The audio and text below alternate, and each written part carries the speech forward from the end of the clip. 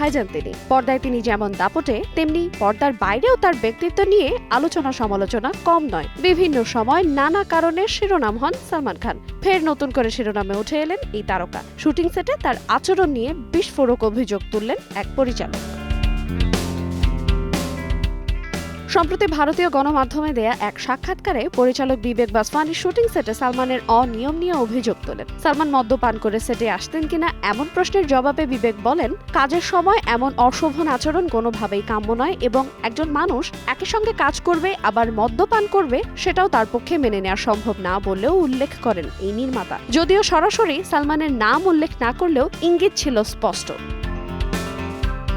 বিবেক বাসওয়ানির পরিচালনায় পাত্থার কে ফুল সিনেমাতে রবিনা ট্যান্ডনের সঙ্গে জুটি বেঁধেছিলেন সালমান। এর মধ্য দিয়ে বলিউডে অভিষেক হয় এই অভিনেত্রীর। এমনকি সফল জুটির পাশাপাশি প্রচুর প্রশংসাও কুড়িয়েছে ছবিটি। তবে সালমানের এমন বেপরোয়া আচরণের ফলে পরবর্তীতে তার সঙ্গে আর বিবেক বাসওয়ানি কোনো কাজ করেননি, এমনটাই জানান সেই সাক্ষাৎকারে।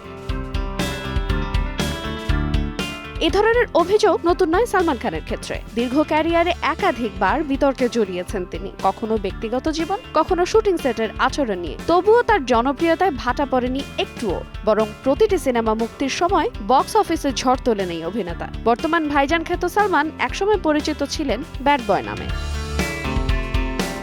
আইরিন আয়াত, সময় সংবাদ।